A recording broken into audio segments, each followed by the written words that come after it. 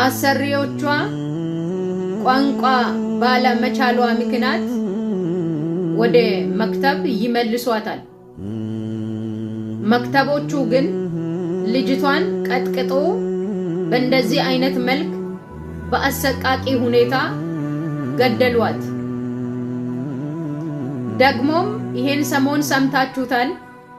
አንዲት እህታችን ሴትየዬ የጾታዊ ጥቃት እንድፈጽም እያስገደደችኝ ነው፣ እባካችሁ ድረሱልኝ ብላ መረጃ ልካላቸው እነሱ ያደረጉት ነገር ቢኖር ያ የሰጡት የኮሚሽን ገንዘብ ቀኑ ቀጠሮ እስኪያልፍ ድረስ እስከዛ ድረስ ጠብቂ ያሏት። በእንደዛ አይነት ስቃይ ውስጥ እያለች ማለት ነው። ቢሮዎች ይሄን ናይል ጨካኞች ናቸው።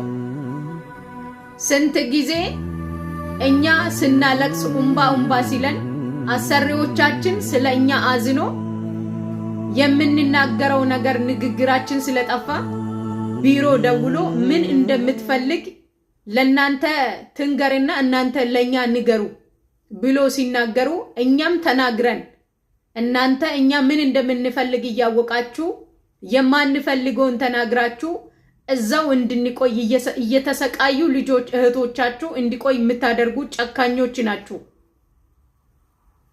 ለእህቴ ፊቲ ስንት እህቶቻችን ከስራ ቦታ በየሆነ አጋጣሚዎች መዳም ሲመልሱ እንዴት አድርጎ እንደሚቀጠቅጡ ሽንት ቤት እንደሚያሳድሩ እኛ እናውቃለን።